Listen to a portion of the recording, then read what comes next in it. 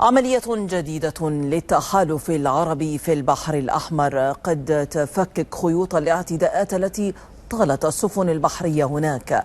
وكالة الأنباء السعودية أعلنت نقلا عن قيادة التحالف العربي لدعم الشرعية باليمن أن قوات البحرية التابعة للتحالف أحبطت محاولة إرهابية أقدمت عليها الميليشيات الحوثية لاستهداف إحدى السفن التجارية جنوب البحر الأحمر، حيث رصد التحالف قاربا مسيرا فخخه الانقلابيون بالمتفجرات، وقد تم اعتراضه وتدميره قبيل وصوله إلى هدفه.